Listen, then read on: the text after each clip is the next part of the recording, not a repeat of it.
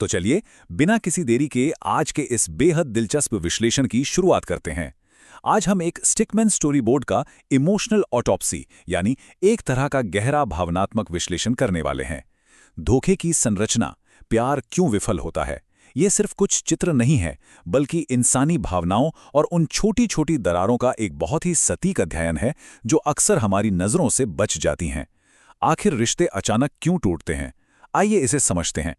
कहानी की शुरुआत होती है उस भयानक झटके वाले पल से। जरा सोचिए, सब कुछ बिल्कुल सामान्य चल रहा है और अचानक सिर्फ एक मैसेज पूरी दुनिया को उलटपलट कर देता है। वो शुरुआती सदमा, वो दिल टूटने की आवाज़ और एक ही पल में सब कुछ बिखर जाने का वो खौफनाक एहसास। किसी भी रिश्ते के खत्म होने का ये सबसे दर्दनाक हिस्सा होता है, जो यहाँ एकदम साफ साफ दिखाई दे रहा है।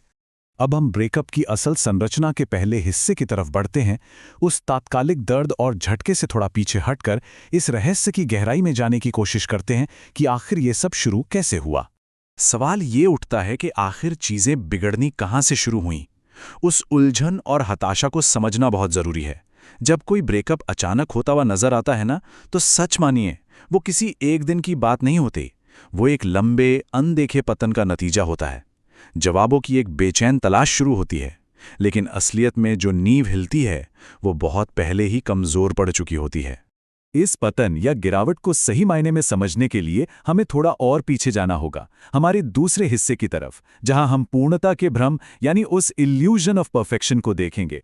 किसी भी रिश्ते की शुरुआत में वो एक स्वस्थ नींव कैसी दिखती है।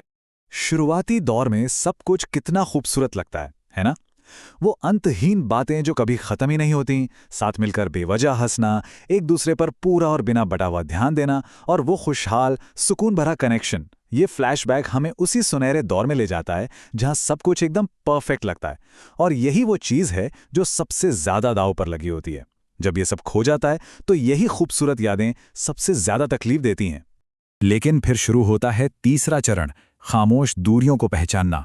यही वो समय है जहां चीजें बहुत ही खामोशी से, बिना किसी शोर शराबे के बदलनी शुरू होती हैं।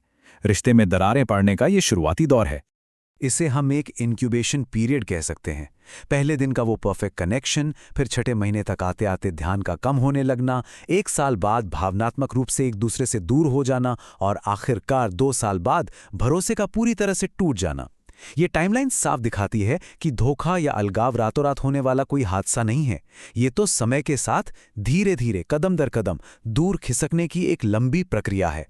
धीरे धीरे प्राथमिकताएं बदल जाती हैं। कोई एक इंसान खुद को नज़रअंदाज महसूस करने लगता है, जैसे कि वो पल जहां कोई अपने पार्टनर को छोड़कर लगातार अपने लैपटॉप या फोन में ही मग्न है। ये बहुत ही सटीक तरीके से दिखाता है कि कैसे ध्यान का भटकना रिश्ते में शक और असुरक्षा के पहले बीज बो देता है। यही वो नाजुक वक्त होता है जब पहली बार अंदर से आवाज आती है कि कुछ तो बदल रहा है। अब यहाँ एक बहुत ही गहरा सवाल उठता है, क्या उपेक्षा के ये खामोश संकेत, ये जो छोटे छोटे रेड फ्लैग्स हैं, क्या ये हमारे अपने दैनिक जीवन में भी छिपे हो सकते हैं? ये हम सभी के लिए गहरा आत्ममंथन करने का मौका है। जरा अपने रोजमर्रा की जिंदगी में झांक कर देखिए, क्या कहीं अनजाने में हम भी इन खामोश रेड फ्लैग्स को नजरअंदाज तो नहीं कर रहे? क्योंकि याद रखिए, यही छोटी छोटी बातें आगे चलकर एक ऐसी गहरी खाई बन जाती हैं जिसे पाटना नामुमकिन हो जाता है। इसी से जुड़ी एक बहुत बड़ी गलतफहमी है शारीरिक दूरी और भावनात्मक दूरी के बीच का फर्क। सिर्फ शारीरिक रूप से करीब होने का मतलब ये कतई नहीं है कि भावनात्मक जुड़ाव भी मौजूद है। मान लीजिए 2 लोग एक ही काउच पर साथ साथ बैठे हैं, लेकिन दोनों अलग अलग दिशाओं में देख रहे हैं, अपने अपने ख्यालों में गुम हैं। तो क्या वो सच में एक दूसरे से जुड़े हुए हैं? बिल्कुल नहीं। ये उस ठंडेपन और अलगाव को बहुत ही असरदार तरीके से दिखाता है जो किसी भी रिश्ते को अंदर ही अंदर पूरी तरह से खोखला कर देता है।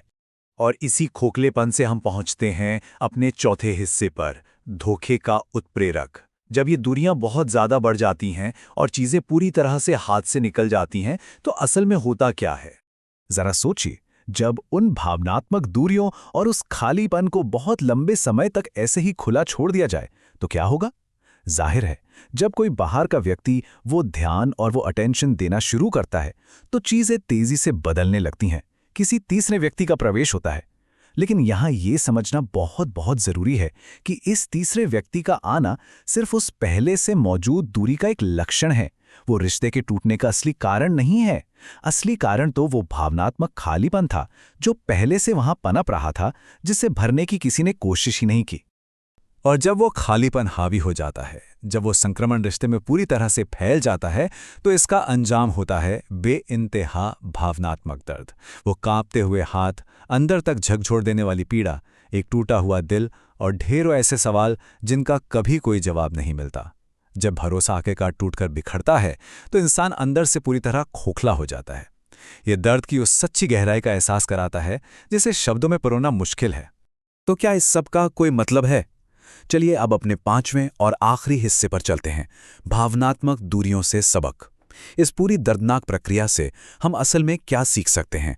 यहाँ धोखे को एक बिल्कुल नए और गहरे नजरिए से परिभाषित किया गया है। धोखा क्या है? ये सिर्फ अधूरी उम्मीदों और भावनात्मक दूरियों का एक सीधा सा परिणाम है। और हाँ, यहाँ एक बात बिल्कुल स्पष्ट कर देनी चाहिए कि ये किसी भी तरह से जेंडर के बारे में नहीं है। ये लड़कों या लड़कियों की गलती निकालने का खेल नहीं है। ये तो पूरी तरह से उन इंसानी ज़रूरतों के बारे में है जिन पर समय रहते ध्यान नहीं दिया गया और जो अधूरी रह गईं। एक बहुत ही गहरी लाइन है, हम लोगों को इसलिए नहीं खोते कि वे बदल गए हैं, बल्कि इसलिए खोते हैं क्योंकि हम उन्हें समझना बंद कर देते हैं। ये एक गजब की आत्म जागरूकता है। जब हम खुद को आईने में देखते हैं तो असलियत सामने आती है कि असली अपराधी कोई और नहीं बल्कि वो समझ की कमी है जो हमारे बीच आ गई थी। ये एक कड़वा सच है, एक ऐसा एहसास जिसे स्वीकार करना कई बार सबसे मुश्किल काम होता है। तो फिर इस पूरी समस्या का समाधान क्या है? इसका इलाज 3 बहुत ही स्पष्ट और व्यवहारिक कदमों में छिपा है। कदम 1, एक दूसरे पर ध्यान दें। कदम 2, पूरी ईमानदारी बरतें। और कदम 3, आपसी प्रयास करें, यानी मिलकर कोशिश करें। प्यार को फीका पड़ने से बचाने के लिए दोनों तरफ से लगातार और एक्टिव कोशिशों की जरूरत होती है। किसी भी मजबूत रिश्ते में ये वो बुनियादी चीजें हैं जिन्हें हर रोज मजबूत करना पड़ता है, बिल्कुल एक पौधे को पानी देने की तरह। तो इस विश्लेषण को खत्म करते हुए एक बहुत ही गहरा और सोचने पर मजबूर कर देने वाला सवाल हम सबके सामने है। क्या उस खास कनेक्शन को जिंदा रखने के लिए रोजमर्रा की जिंदगी में पर्याप्त प्रयास किए जा रहे हैं? सच तो ये है कि एक स्वस्थ रिश्ते को बनाए रखने के लिए सिर्फ प्यार का होना काफी नहीं है। उस प्यार को बनाए रखने के लिए हर रोज लगातार काम करना पड़ता है। आपसी समझ और बिना थके किए गए निरंतर प्रयास ही किसी भी रिश्ते की असली धड़कन है।